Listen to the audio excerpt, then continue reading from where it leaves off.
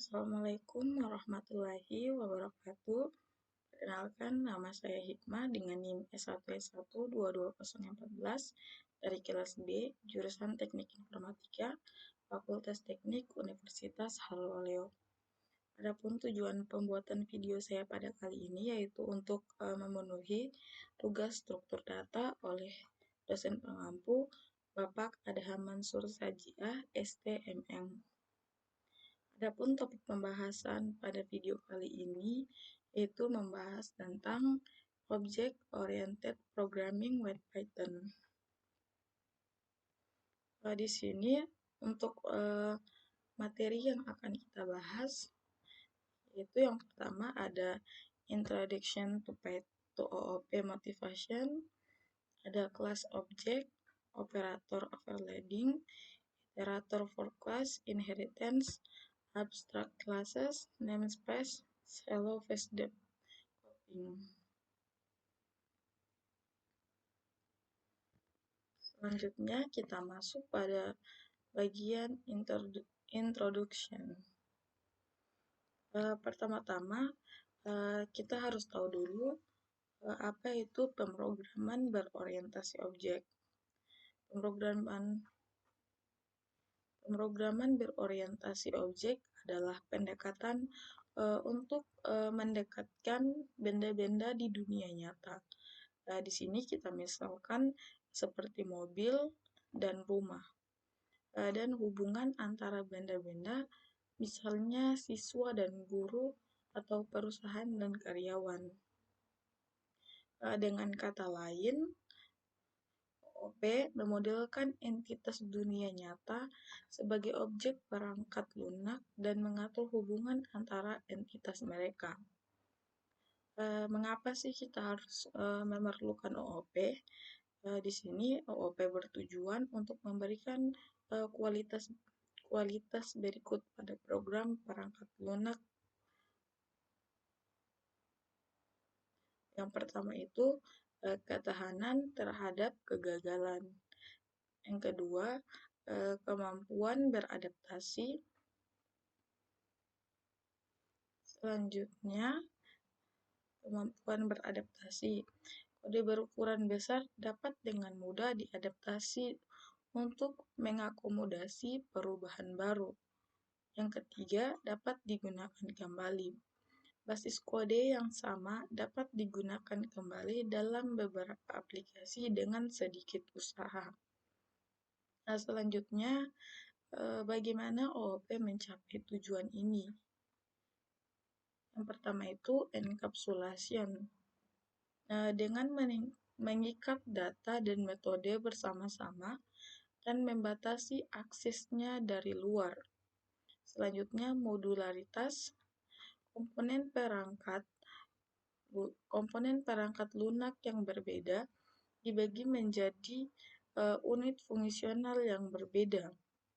Selanjutnya ada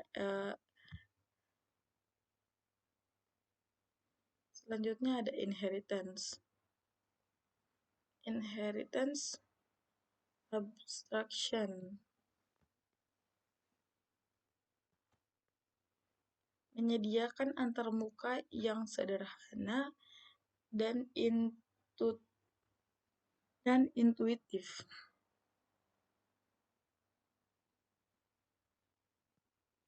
Sambil menyembunyikan detail implementasi. Memudahkan orang lain untuk memahami dan menggunakan kode kelas abstrak.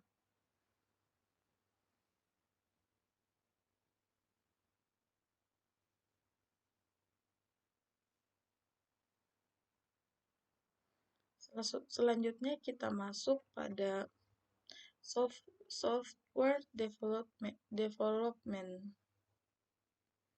Di sini kita dapat lihat untuk bagian software development ini, yang pertama itu ada desain. Pada tahap ini, pengembangan perangkat lunak akan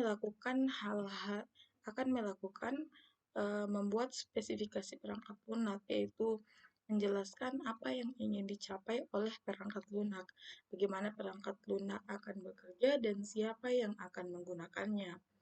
dan membuat desain arsitektur perangkat lunak yang menunjukkan bagaimana perangkat lunak akan diorganisir dan bagaimana komponen-komponennya akan berinteraksi, serta membuat desain antarmuka pengguna, yaitu menunjukkan bagaimana pengguna akan berinteraksi dengan perangkat lunak.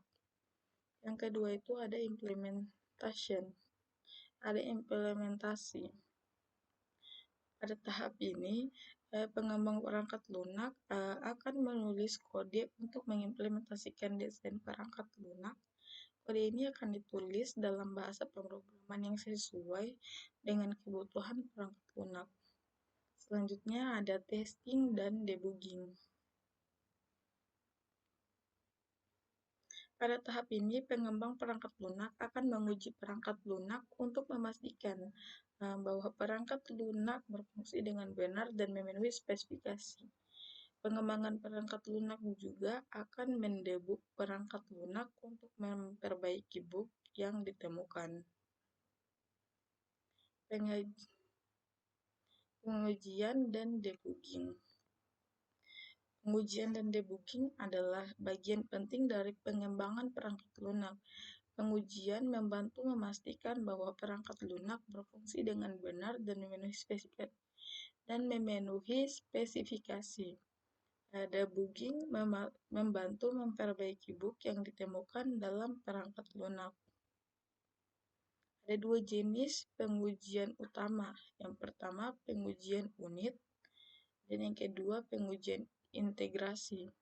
Pengujian unit yaitu yang menguji unit-unit kode individu, sedangkan pengujian integrasi yaitu yang menguji bagaimana unit-unit kode bekerja sama. Ada juga dua jenis debugging utama, debugging statis dan debugging dinamis. Debugging statis yang menganalisis kode untuk menemukan bug potensial, sedangkan debugging dinamis yang menjalankan kode dan melacaknya untuk menemukan bug.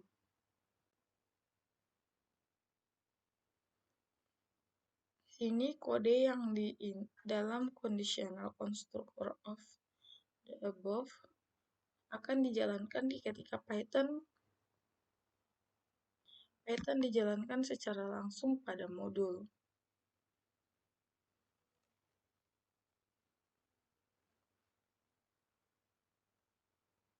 Tetapi tidak ketika modul diimpor untuk digunakan dalam proyek perangkat lunak yang lebih besar. Hal ini dilakukan karena kode dalam conditional construct hanya relevan ketika modul dijalankan sebagai program mandiri. Ketika modul diimpor untuk digunakan dalam proyek perangkat lunak yang lebih besar, kode dalam conditional constructor tidak akan dijalankan. Contohnya seperti yang ini. M dengan main. Kode ini akan dijalankan ketika Python dijalankan secara langsung pada modul. Ketika modul diimpor untuk digunakan dalam proyek perangkat lunak yang lebih besar, kode ini tidak akan dijalankan.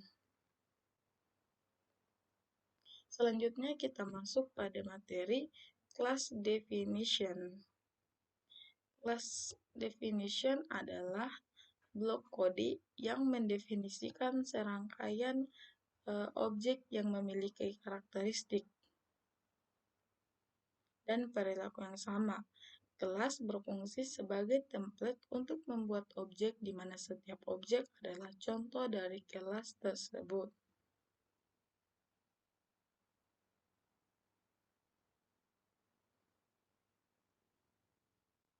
Kelas terdiri dari dua komponen utama. Yang pertama itu atribut dan metode. Atribut merupakan data yang dimiliki oleh setiap objek dalam kelas. Atribut dapat berupa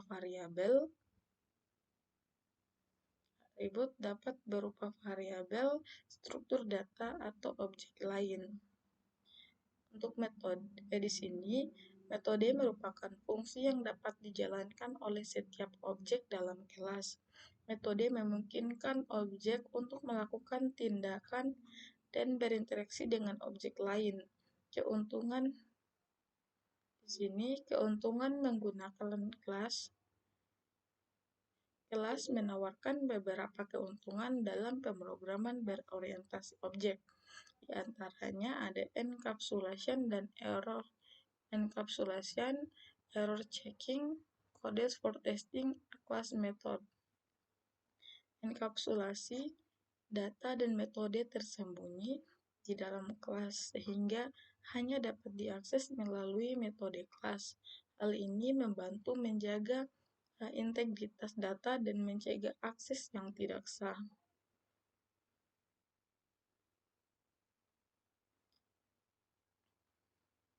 Abstraksi kelas menyembunyikan detail implementasi dan hanya menunjukkan antarmuka yang dapat digunakan oleh objek lain.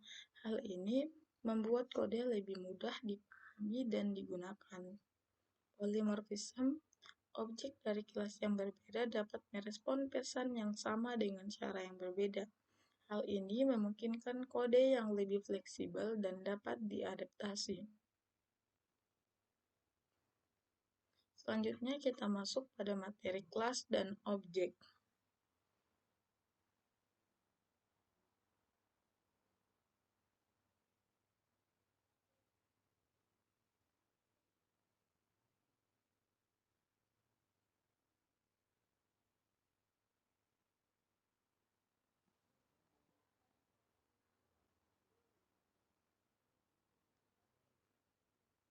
Seperti yang kita bilang tadi, kelas itu adalah cetak biru untuk membuat objek.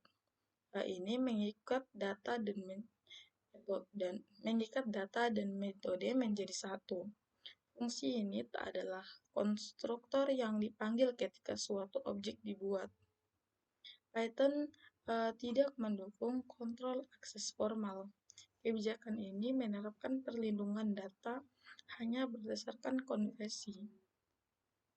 Nama anggota yang dilindungi di awal dengan garis bawah tunggal,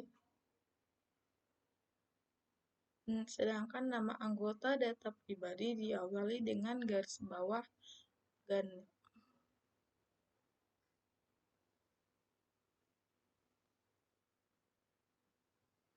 Di sini kita mempunyai dua atribut, yaitu name dan age. Name, age, dan gender.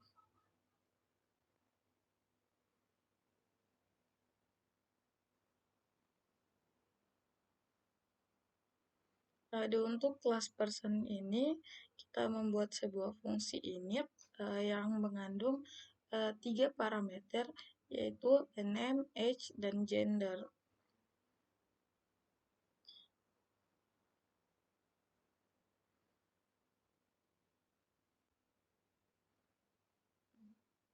Parameter ini berfungsi untuk menginisialisasi nilai atribut objek dan menugaskan nilai parameter ke atribut objek menggunakan self-name, self-age, dan self-gender.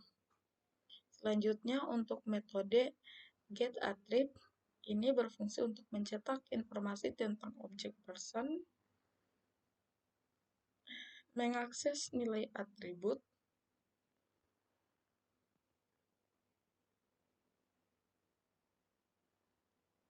contohnya ada di sini.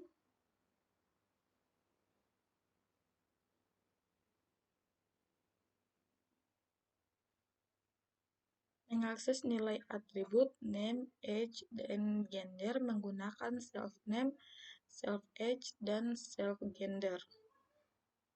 Selanjutnya mencetak informasi ke konsol menggunakan print. Selanjutnya ada metode setAttribut. Metode ini mengubah nilai atribut name, age, dan gender dari objek person. Selanjutnya memiliki parameter name, age, dan gender untuk menentukan nilai baru atribut. Menugaskan nilai parameter ke atribut objek menggunakan self-name, self-age, dan self-gender. Selanjutnya di sini kita akan membuat objek person. Di sini ada objek P1 dibuat dengan nilai awal untuk atribut name, age, dan gender. Selanjutnya P2 dibuat tanpa nilai awal untuk atribut. Selanjutnya kita mencetak informasi objek person. Memanggil metode getAttrib untuk objek P1 dan P2. Selanjutnya mencetak informasi tentang objek getConsole. Selanjutnya kita mengubah nilai atribut objek person. Kita memanggil metode setAttribut untuk objek P2 dengan nilai baru untuk atribut name, age, dan gender. Selanjutnya kita memanggil metode getAttrib untuk P2 untuk melihat perubahan nilai. Selanjutnya kita dapat mengakses atribut objek person secara langsung. Kita mengakses atribut name, age, dan gender dari objek P2 langsung menggunakan operator. Selanjutnya kita mencetak nilai atribut getConsole.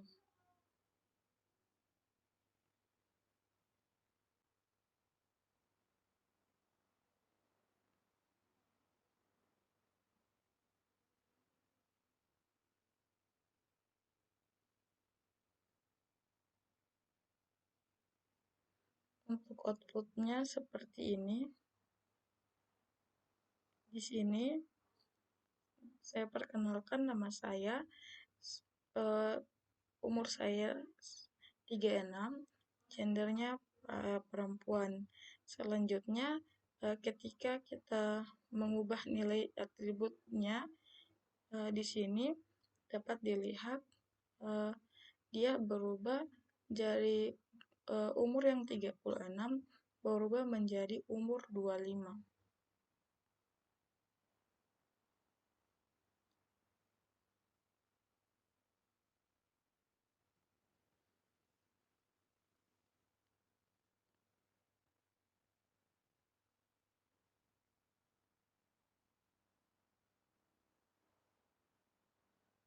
Selanjutnya kita masuk pada materi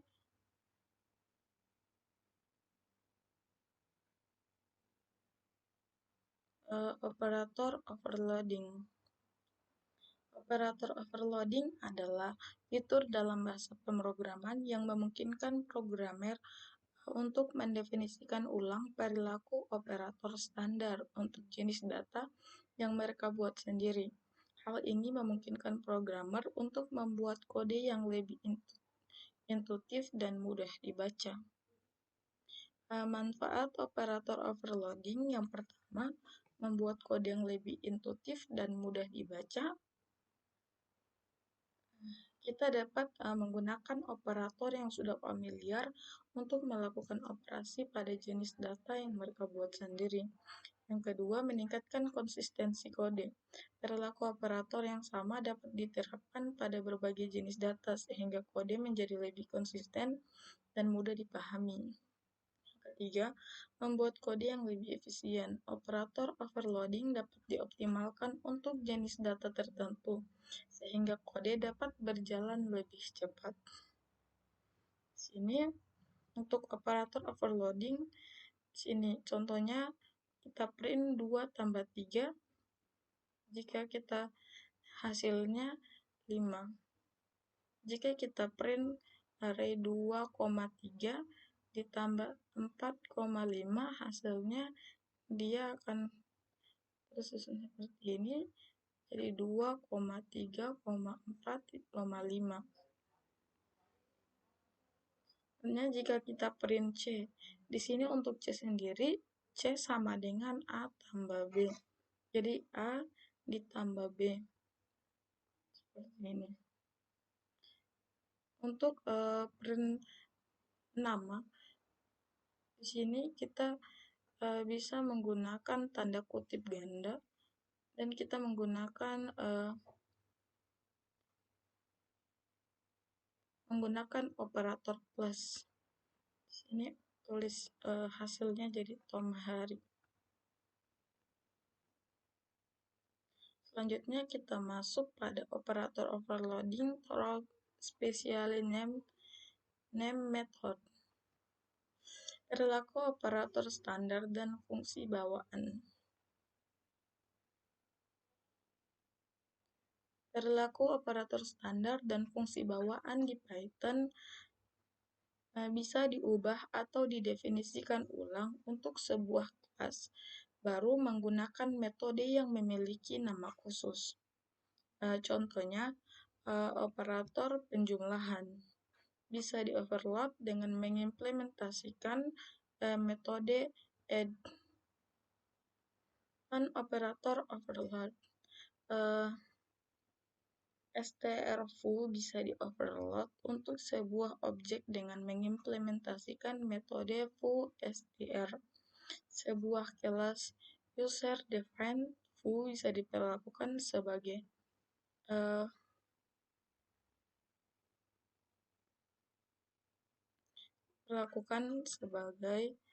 variabel boolean dengan mengimplementasikan metode foo-bool. Selanjutnya, penanganan metode khusus yang tidak diimplementasikan. Jika metode khusus tertentu tidak diimplementasikan dalam kasus user-defined, sintaks standar yang bergantung pada metode tersebut akan menghasilkan pengecualian. Di sini untuk contohnya, A tambah B akan menghasilkan error jika jika metode add tidak didefinisikan. Di sini kita dapat lihat tabel operator dan metode khususnya. Di sini tabel ini digunakan untuk mengoverload operator tersebut. Di sini ada beberapa contoh dari tabel tersebut. Yang pertama itu A tambah B diimplementasikan dengan metode add atau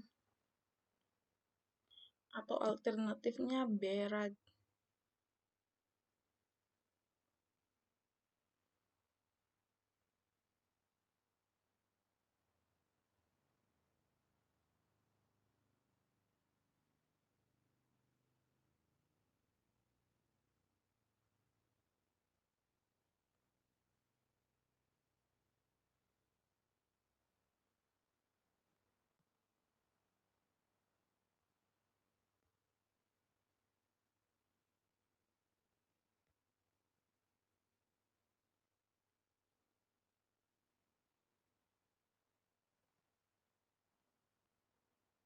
Di sini selain operator terdapat juga metode untuk berbagi operasi seperti indexing,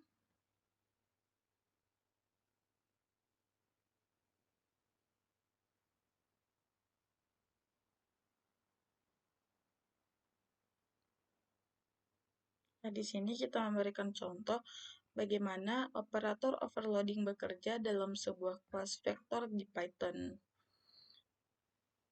Di sini ada metode init, jadi diinisialisasikan vektor dengan D dimensi yang semuanya diisi dengan 0. Selanjutnya ada metode len yang mengembalikan panjang atau dimensi dari vektor. Selanjutnya ada get item. Di sini dia mengembalikan nilai dari koordinat J pada vektor.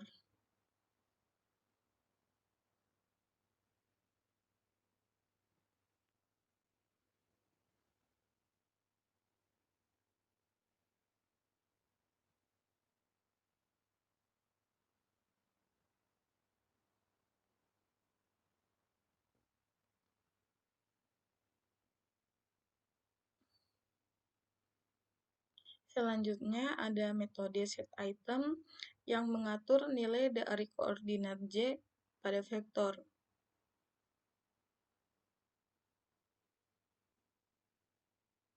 Selanjutnya ada metode add method. Ini dia akan mengimplementasikan operasi penjumlahan dua vektor dan memastikan kedua vektor memiliki dimensi yang sama. Selanjutnya kita ke metode AQ. Metode ini akan mengecek kesetaraan dua vektor dengan membandingkan koordinat mereka. Selanjutnya ada metode NINE. Metode ini akan mengecek ketidaksamaan dua vektor dengan mengandalkan metode EQ. Selanjutnya ada metode STR.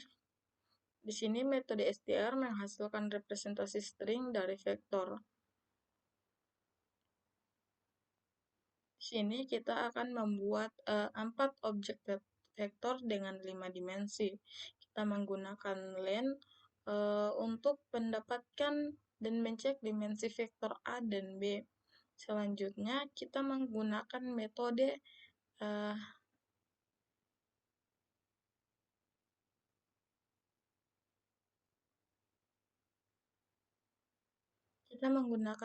setItem untuk mengatur nilai koordinat pada vektor A dan vektor B. Kita menggunakan metode add untuk menjumlahkan vektor A dan vektor B, hasilnya disimpan dalam vektor C. Selanjutnya kita menggunakan iterasi implisit melalui metode len dan getItem untuk menghitung total nilai dari vektor C. Selanjutnya kita menggunakan metode len secara implisit dalam fungsi boolean untuk mengecek apakah vektor D memiliki panjang 0 atau tidak. Output akan menunjukkan dimensi vektor hasil penjumlahan dan apakah vektor D memiliki panjang 0 atau tidak. Ini semua memberikan ilustrasi bagaimana operator overloading bekerja dalam kelas Python.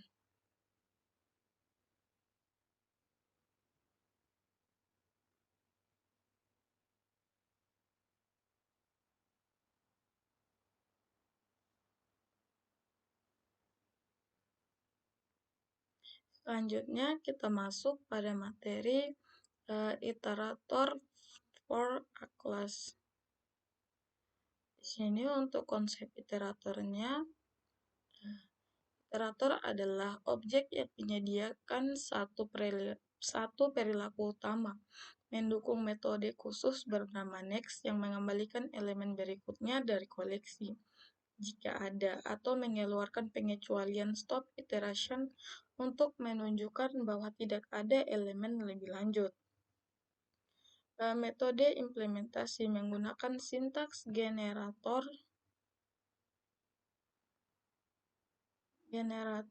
next, dan iter, mendefinisikan metode len dan getItem untuk kelas yang didefinisikan oleh pengguna. Di sini untuk implementasi iterator dan generatornya,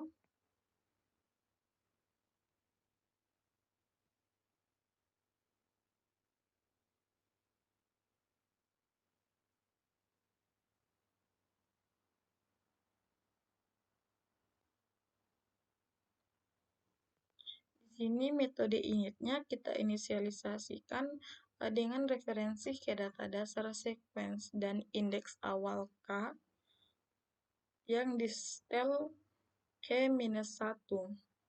Selanjutnya, metode next menyediakan elemen berikutnya dari sequence untuk mengeluarkan pengecualian stop iteration jika tidak ada elemen lebih lanjut, dan meningkatkan indeks K dan mengembalikan elemen seperti sequence pada indeks tersebut jika masih dalam rentang panjang sequence. Selanjutnya ada metode iter yang berfungsi untuk mengembalikan dirinya sendiri sebagai iterator, yang merupakan konvensi untuk semua iterator di Python.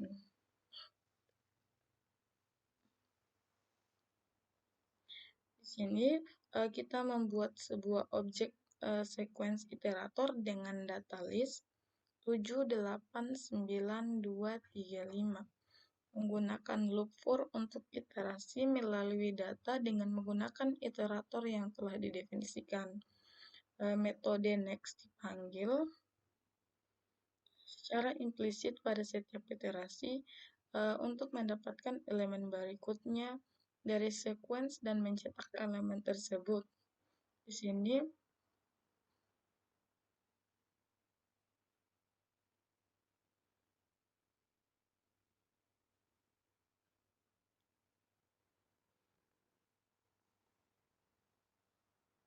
sini untuk output yang dihasilkan dari kode ini adalah elemen-elemen dari list data yang dicetak satu persatu.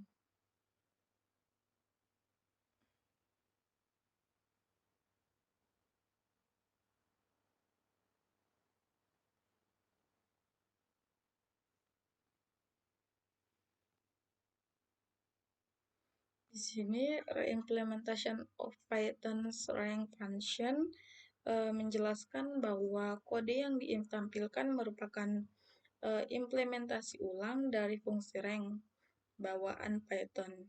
Kelas rank yang didefinisikan dalam kode berfungsi sama seperti fungsi rank dalam Python yang digunakan untuk menghasilkan serangkaian angka dalam rentang tertentu. Selanjutnya, untuk it is possible to execute a for loop over a rank. Judul ini menyatakan bahwa dengan implementasi kelas rank ini, kita dapat menjalankan loop for untuk iterasi melalui rentang angka yang dihasilkan oleh kelas tersebut, sama seperti kita menggunakan fungsi rank.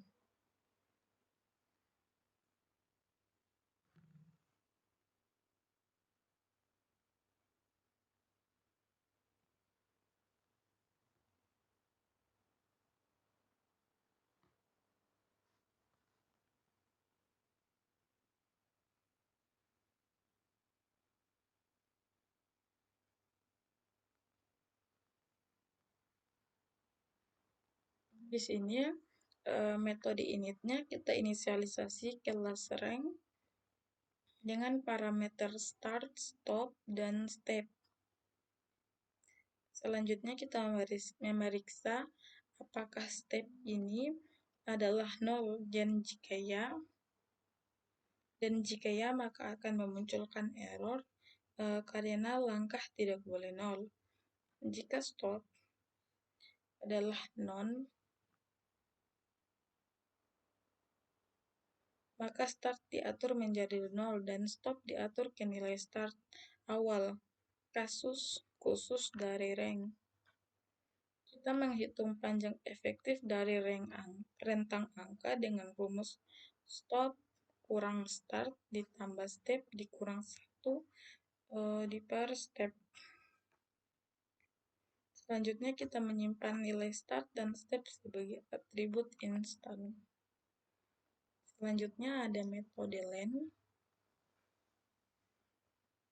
Metode len ini akan mengembalikan jumlah elemen dalam rentang dengan mengembalikan nilai save length. Selanjutnya ada metode get item. Di sini metode get itemnya akan di sini metode get itemnya akan mengembalikan elemen pada indeks K. Mendukung indeks negatif dengan menambahkan panjang rentang ke K. Memvalidasi apakah berada dalam rentang yang valid. Jika tidak, akan memunculkan indeks error. Menghitung nilai elemen pada indeks K dengan rumus self start tambah K dikali self step. Selanjutnya kita membuat instance rank, membuat objek rank dengan start 8, stop 140 dan step 5. Selanjutnya kita mencetak panjang rentang dengan memanggil len.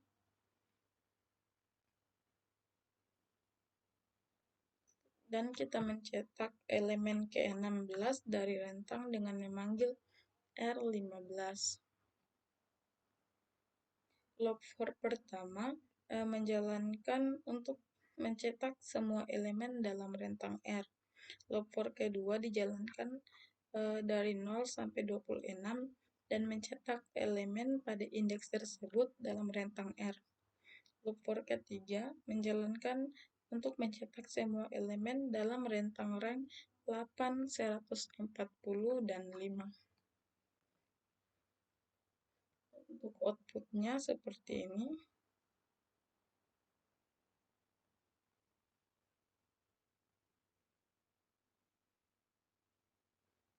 Output yang dihasilkan seperti ini.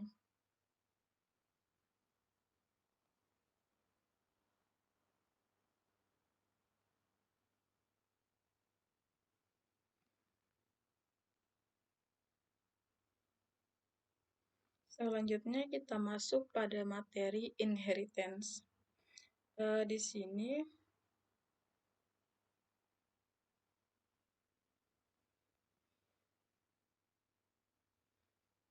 cara alami untuk berbagi komponen struktural dari sebuah paket perangkat lunak adalah dengan cara hierarchical fashion.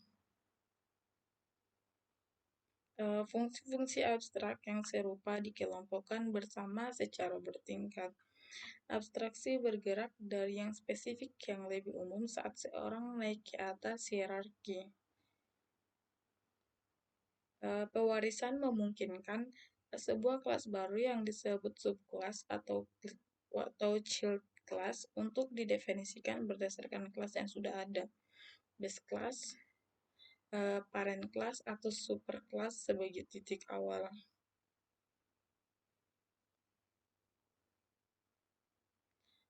Subkelas dapat mengkhususkan perilaku yang ada dengan menyediakan implementasi baru yang menimpa metode yang sudah ada. Subkelas juga dapat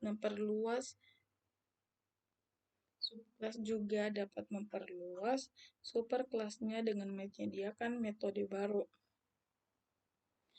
Ini adalah diagram hierarki. Diagram yang ditampilkan menunjukkan hierarki pewarisan dari kelas building yang merupakan base class dari kelas turunannya. Base class-nya adalah building, parent class-nya adalah apartemen, house, dan commercial building. Child class-nya ada low-rise apartemen, high-rise apartemen, two-story house, ranch, dan skyscraper.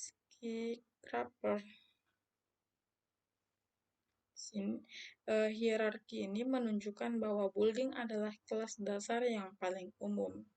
Apartemen, house, dan commercial building adalah kelas turunan langsung dari parent class yaitu building. Low-rise apartemen dan high-rise apartemen adalah subkelas dari apartemen. Two-story house dan ranch adalah subkelas dari house, dan skyscraper adalah subkelas dari commercial building.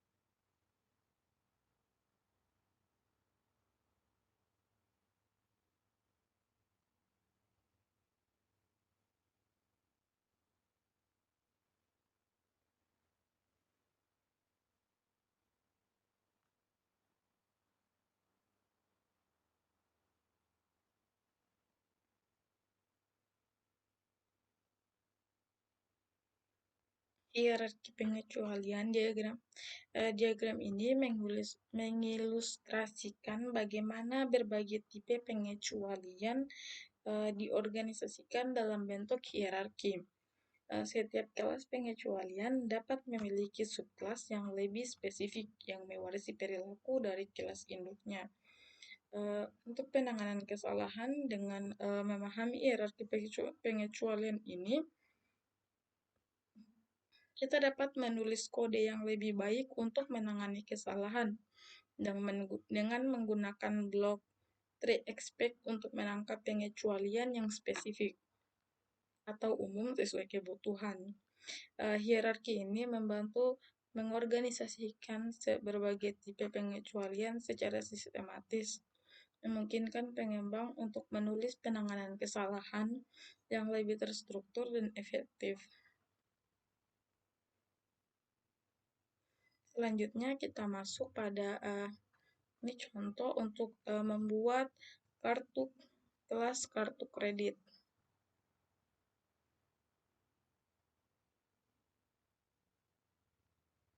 Di sini kita membuat akun baru. Kita menggunakan metode init.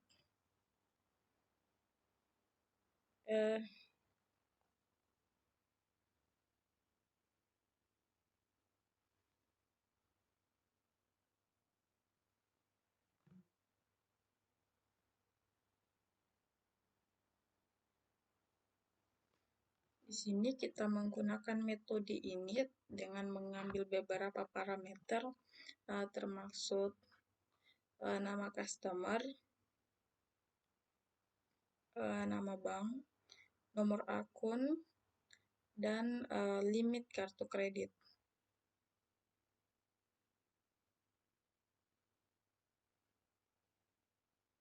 Di sini kita menggunakan beberapa metode, yaitu metode get customer untuk mengembalikan nama pelanggan, get bank untuk mengembalikan nama bank, get account untuk mengembalikan nomor akun, get limit untuk membatasi kartu kredit, dan get balance untuk mengembalikan saldo akun. Di sini untuk make payment digunakan untuk melakukan pembayaran ke akun kartu kredit. Metode ini mengambil satu parameter, yaitu jumlah pembayaran amount.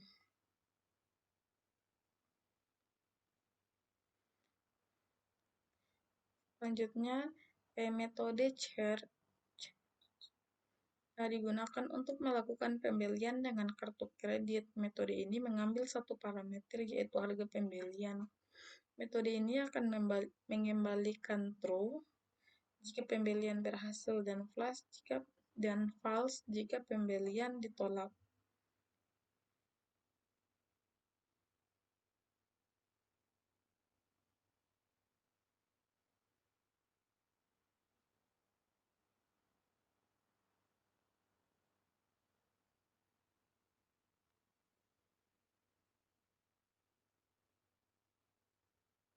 Sini kita customer untuk menyimpan nama pemegang kartu, banknya untuk nama banknya, akun untuk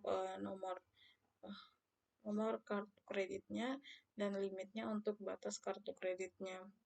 Sini untuk kredit cardnya kita memanggil konstruktor dan mengirimkan customer bank, akun, dan limit. Selanjutnya kita mencetak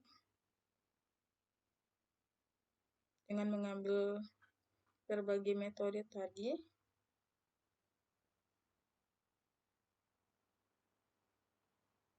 Di sini make payment-nya melakukan pembayaran senilai 50, saldo kreditnya akan berkurang sesuai jumlah pembayarannya.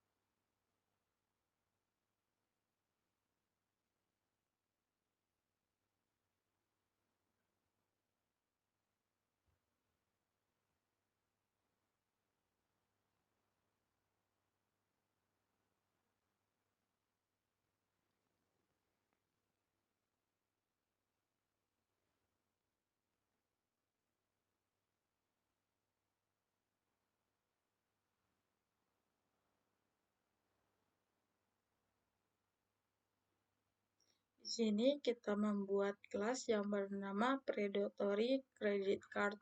Di sini kita membuat metode init dengan mengambil beberapa parameter, yaitu customer, bank account, limit, dan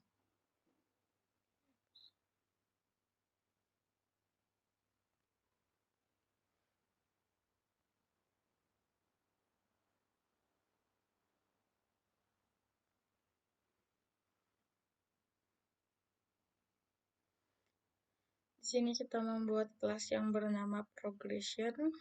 Di sini untuk def init-nya kita hanya punya satu parameter, yaitu start.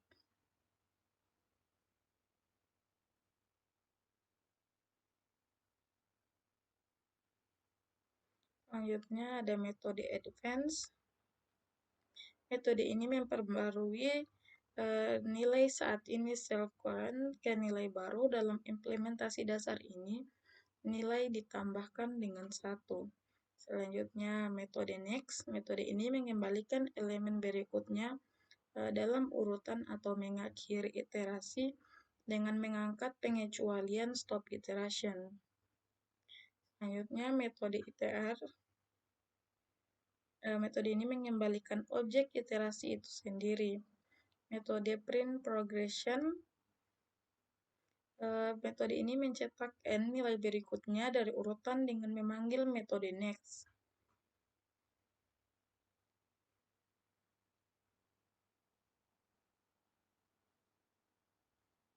Di sini ada kelas dasar progression, ada arithmetic progression, geometric progression, Fibonacci progression. Ini untuk contohnya arithmetic progression. Kelas ini memperluas progression dengan menambahkan increment untuk setiap langkah urutan. Untuk geometric progression-nya, kelas ini memperluas progression dengan mengalihkan nilai saat ini self current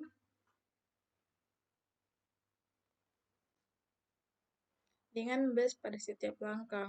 Untuk kelas Fibonacci progression-nya, kelas ini memperluas progression untuk menghasilkan urutan Fibonacci dengan menyimpan dua nilai terakhir dan memperbarui mereka pada setiap langkah. Selanjutnya kita masuk pada materi abstrak kelas. Kelas abstrak dapat dianggap sebagai cetak biru atau template untuk kelas lain. Kelas abstrak adalah kelas yang mengandung satu atau lebih metode abstrak, yaitu metode yang memiliki deklarasi tanpa implementasi. Kelas abstrak ini tidak dapat diinstansi dan memerlukan subkelas-kelas anak. Untuk menyediakan implementasi konkret, kelas abstrak penting untuk memberikan abstraksi atau antarmuka yang disederhanakan API, sambil menyembunyikan implementasi di bawahnya. Dalam Python, kelas abstrak disediakan dengan mendeklarasikan kelas dasar abstrak, abstrak base class atau ABC yang dapat diwarisi oleh kelas lainnya. Di sini untuk contoh kelas abstraknya,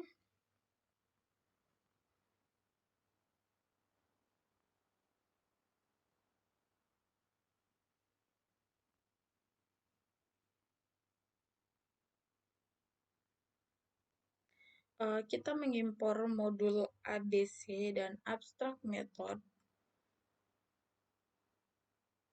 dari pustaka ABC yang digunakan untuk membuat kelas abstrak dan metode abstrak. Selanjutnya, kita mendefinisikan kelas abstrak animal. Kelas animalnya merupakan kelas dasar yang bersifat abstrak dengan mewarisi dari ABC. Untuk abstrak move,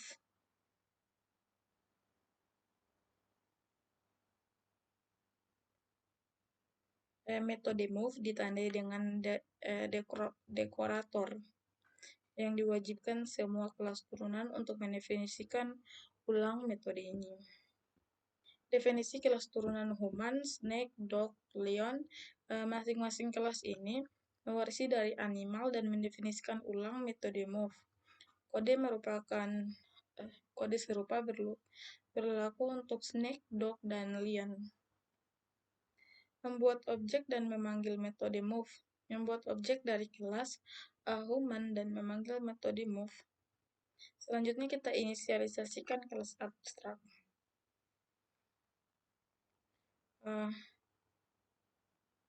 Kita mencoba membuat objek dari kelas abstrak animal dan menyebabkan error karena kelas abstrak tidak dapat diinstansasi langsung. Yang pertama, kita mengimpor modul A, B, C, dan abstraksi metode. Selanjutnya, untuk contoh yang kedua,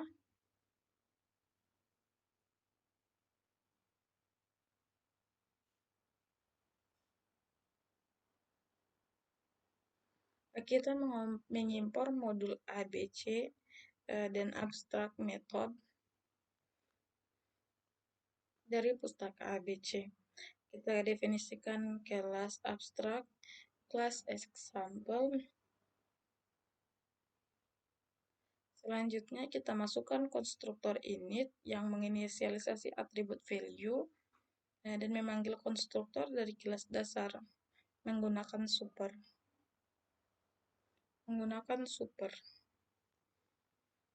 Selanjutnya metode abstrak do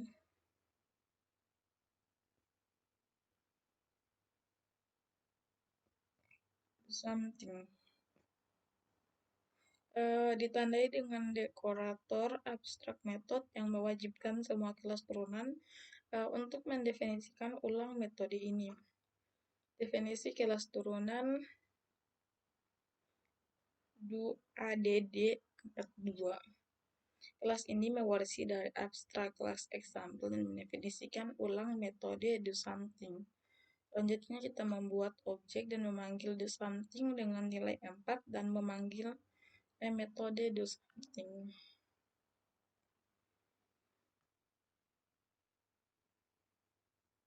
Proses pewarisan konstruktor kelas dasar dan definisi ulang metode abstrak ditunjukkan oleh suksesnya pembuatan objek dan eksekusi metode tanpa error.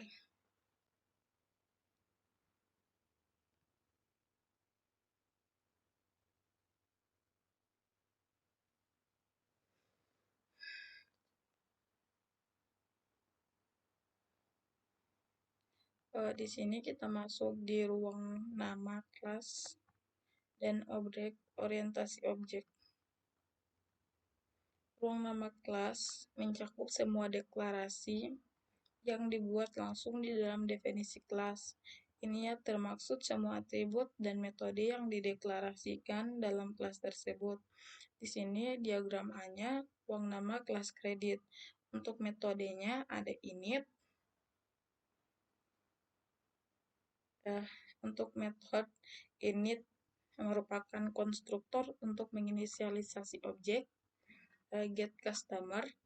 Metode ini untuk mendapatkan informasi pelanggan, metode get bank untuk mendapatkan informasi bank, get akunnya, metode untuk mendapatkan informasi akun, make payment untuk melakukan pembayaran, get balance, metode untuk mendapatkan saldo, get limit, metode untuk mendapatkan limit kartu kredit, charge, metode untuk melakukan charge pada kartu kredit. Yang B-nya ruang nama kelas kartu kredit predator. Di sini ada metode init, konstruktor untuk menginisialisasi. Ada init, metode init, konstruktor untuk menginisialisasi objek dengan tambahan parameter atau logika khusus.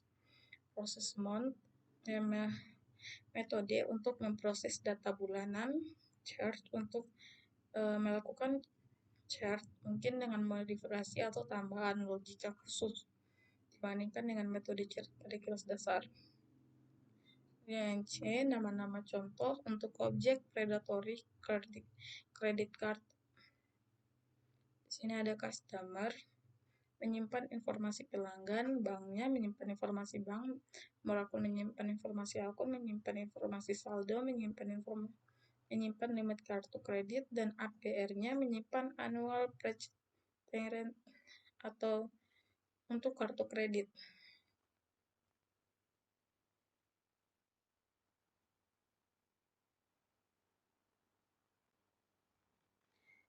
Untuk ruang nama kelas tadi, setiap fungsi atau metode yang dideklarasikan dalam kelas ini menjadi bagian dari ruang nama kelas. Ini berarti mereka dapat diakses melalui objek yang dibuat dari kelas tersebut. Sedangkan untuk yang B, kelas ini mungkin merupakan turunan dari kelas kartu kredit. Ini mengapa ia memiliki metode yang serupa dengan kelas induk dengan beberapa tambahan dan modifikasi.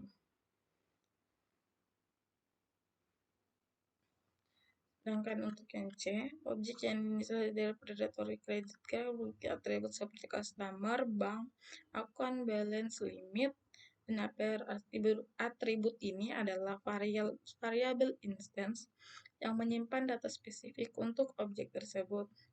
Dalam pemrograman, seringkali kita perlu membuat salinan objek atau struktur data dalam pemrograman. Selanjutnya kita masuk pada materi Hello Copying.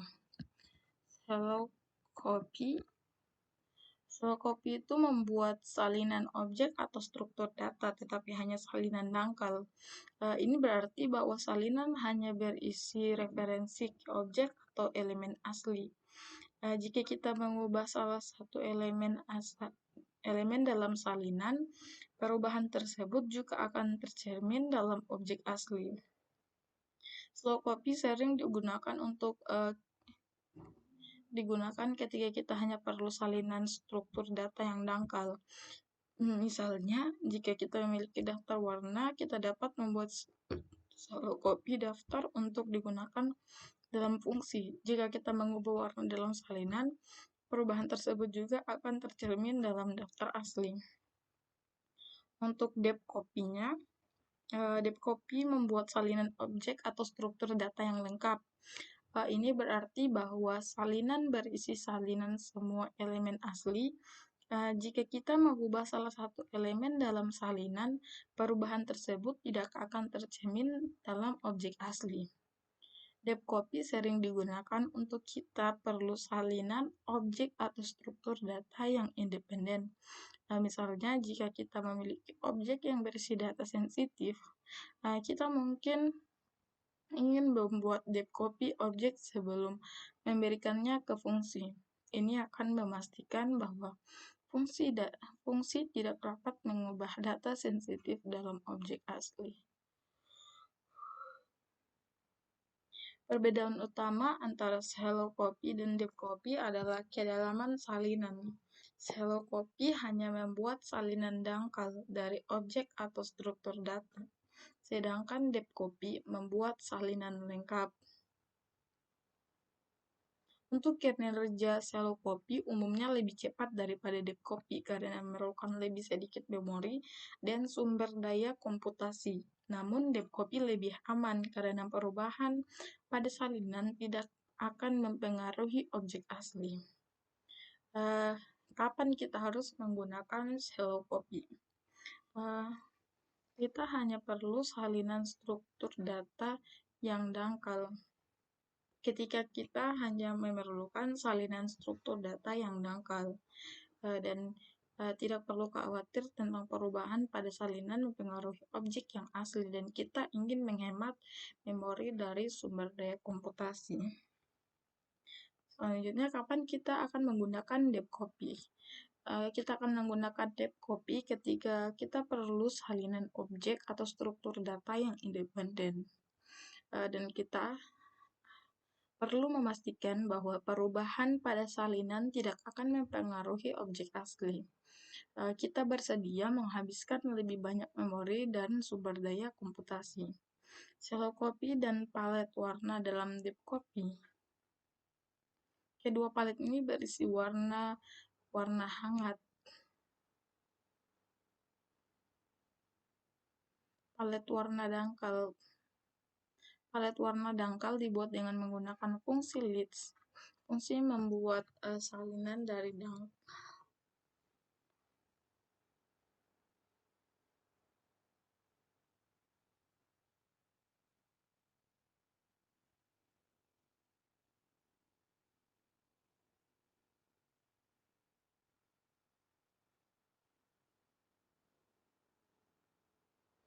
Ini kapan kita harus menggunakan palet warna dangkal? Palet warna dangkal dapat digunakan ketika kita ingin membuat perubahan pada daftar warna asli. Nah, misalnya kita dapat menggunakan palet warna dangkal untuk memfilter warna dalam daftar warna asli. Kapan menggunakan palet warna dalam? Palet warna dalam dapat digunakan ketika kita ingin membuat salinan daftar warna asli yang tidak dapat diubah. Misalnya, kita dapat menggunakan palet warna dalam untuk menyimpan pengaturan warna default untuk aplikasi.